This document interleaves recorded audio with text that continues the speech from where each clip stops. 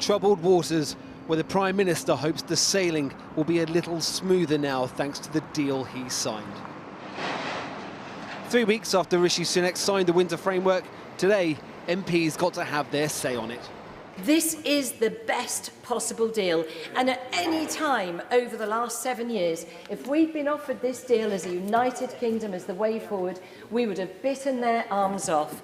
Today's vote is likely to be the only one MPs get on the deal, and it was only on one part, the Stormont break, which would give the Northern Ireland Assembly a way to challenge new EU goods legislation. This Windsor framework is presented on the basis that it's to normalise relations with the EU. If that's the case, how likely is it that we're going to pick a fight with them over the implementation of some EU law in Northern Ireland? The truth is, this is not a Stormont break, it's a Stormont fake. It should be rejected by this House. It doesn't protect the Union, it doesn't protect democracy in Northern Ireland, and it will not get the Assembly back and running again.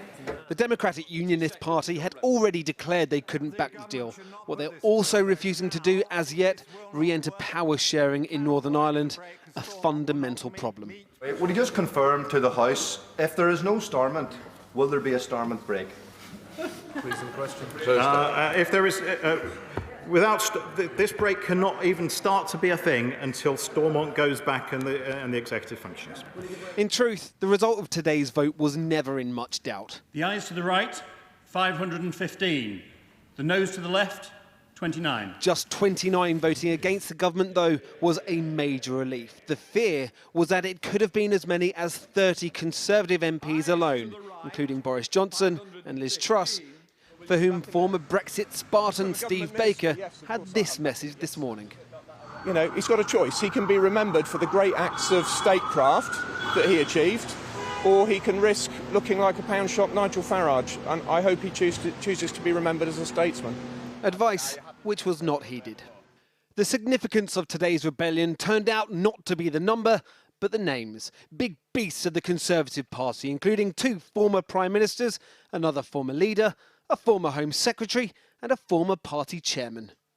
Former Prime Ministers voting against the current Prime Minister, it's a pretty big deal, isn't it? You'd have to ask them why they made the decision they did. My point is that was an overwhelming majority of Conservative MPs from all wings of the party and with all sorts of views about Brexit. 22 Conservative MPs rebelled against the government here. What does that say about Rishi Sunak standing in the party? Well, I think it just carries on. I mean, you know, he's Prime Minister, he's made his decisions. We happen to disagree on this matter, but on other matters we go along with the government. And on this matter, is that it? Is it, that's it, you just roll over now? Actually, as with all matters to do with the European Union, and all matters to do with the passing of laws, particularly regarding Northern Ireland, which goes back centuries, as one of the other members today said, this is not the end of it. It's a point echoed by the silence of a shut-down Stormont.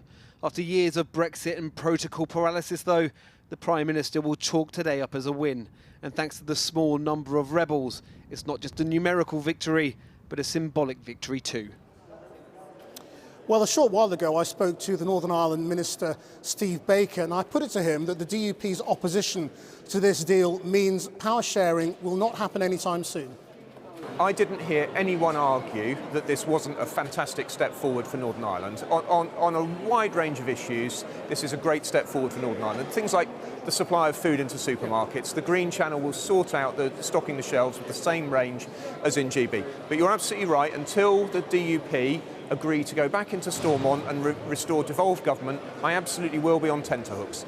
1.9 million people in Northern Ireland need stable, devolved government. So how are you going to bring them round? Well, we're going to continue to talk to them. People will have heard Sir Geoffrey Donaldson say that we continue to talk constructively with them. What can you offer them, though, to bring them in? Because fundamentally, the principle of sovereignty is not solved for them. Well, we have given them the Stormont break legislation today, which we've carefully explained. I concede they voted against it. But there are things we can do in UK legislation which will make absolutely clear how the UK government will behave. But what I would say is 78% of unionist voters by our polling support the Windsor framework. And, you know, I know there are very strident voices in unionism who insist on the same high principles very often as my Eurosceptics colleagues as I have insisted on. But the crucial point is, as people appreciate, Northern Ireland is different. It's a post-conflict society with an open land border with what amounts to another foreign country. And that means it's in unique circumstances, and we have reduced these compromises to the absolute minimum necessary to keep that border open. I mean, you warned Boris Johnson would be a pound-shot Nigel Farage this morning. Have you got 21 pound-shot Nigel Farages in the Conservative Party? I absolutely would not say that. The reality is that most of those colleagues who went through and voted no are men and women of principle who have always stuck to their guns over the absolute commitment to sovereignty. And most of them will have been people who just weren't willing to compromise on the issue of the day. Forgive me, I haven't actually had a chance to check whether Boris actually went through the lobby, but I would want him to give his own reasons. But bearing in mind that he voted for the Chequers Agreement in the end, he brought forward the protocol. This is unarguably a massive improvement on the protocol. The protocol bill wouldn't have done what he's implied it would do. Indeed, the protocol bill would put in a red and a green channel just as this agreement does. And you know, you put it all together and you just have to ask what he thought he was achieving. The protocol bill doesn't have a legal basis now. If we tried to use it, it would have split the Tory party. It would have completely wrecked relations with the EU. These were things we were willing to risk in order to get the improvements we've delivered through the framework. Just finally, because I know you've got to go, he's giving evidence right now in front of the Privileges Committee. Do you trust that committee? How important is it for the integrity of Parliament that you get this right? Well, it's vital that this thing is got right, but it is a matter for the House, not for me as a government minister. And obviously, as a member of Parliament, I'll have a free vote like everybody else when the moment comes. But you know, like do you trust them though to get it right? Well, look, I think any member of Parliament must trust the committees of the House of Commons. They must be of unimpeachable integrity and right on all things. And of course, the public will judge for themselves whether that is always the case. But that must be our ambition for parliamentary committees. In the end, this is a democracy. The public deserve to be well represented, and I'm sure you and I are united in our quest to try and improve the standard of governance through these democratic systems. So you know what? I'm going to choose to trust the committee. They need to do a good job. Steve Baker, thank you very much. You're welcome. Well, I then spoke to the DUP MP, Ian Paisley Jr., and I began by asking whether he accepted that Rishi Sunak's Brexit deal with fewer checks on goods was better for businesses than what it was replacing. Facts are stubborn things. They get in the way of the spin that we've had in this house today. And the facts are you have to fill in custom forms to move goods, any goods, retail goods, SPS goods, foods, animals, to another part of the United Kingdom. This just simply will not work. And businesses will in the next few months tell us this is far too hard on us. And did you not realise this when you backed Brexit? Well, sorry, backing Brexit, I wanted the same Brexit that you're entitled to in this part of the United Kingdom because I'm part of the same United Kingdom. I shouldn't be a proxy zone. Northern Ireland shouldn't be a proxy zone for the European Union. It's up to the European Union to sort out its single territory. Britain has sold out in part of its territory. So what now? I mean, you know, the rebellion has happened. Yeah. It's ended up being very small. Yeah. And the Windsor framework goes ahead. What happens now? We were always expecting them to implement the Windsor framework. They've implemented the protocol over the heads of the people of Northern Ireland. They'll implement this now.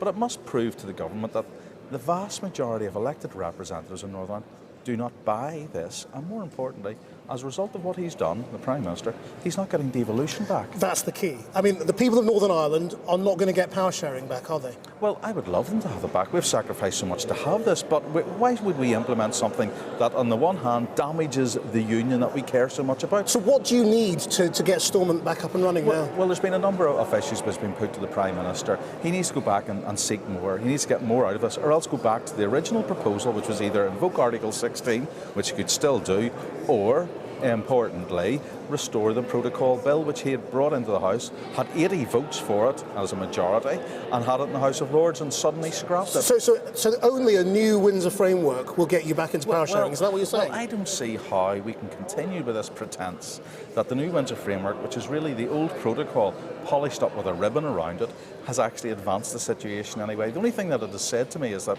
if you keep pushing, you'll get concessions. So we're going to keep pushing. Isn't it you, though, who is now the block on democracy? My party has a mandate, which was that we would not reinstate the institutions until we'd resolved the protocol. For me to go against that, you're asking me to say one thing to the electorate and then do the opposite. I'm the actual Democrat in this conversation.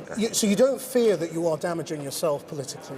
That a generation of people are growing up in Northern Ireland who are saying, why don't we have our own government? It's because of this group of DUP politicians who are standing in the way of it.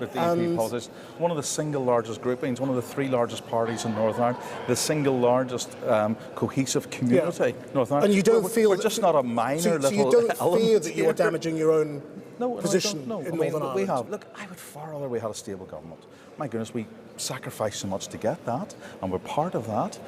But if it's not working, and if we're implementing something that's damaging ourselves, that would be the self-harm, and we're not going to engage in that.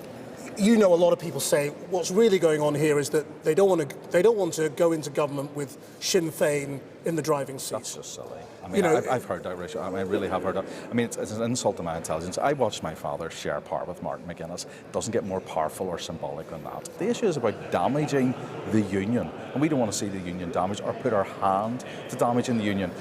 I'm a capitalist. I believe in seeing this country succeed. But my unionism comes before my capitalism, and that's what the government has failed to notice. Ian Paisley Jr., thank you very much. Thank you very much.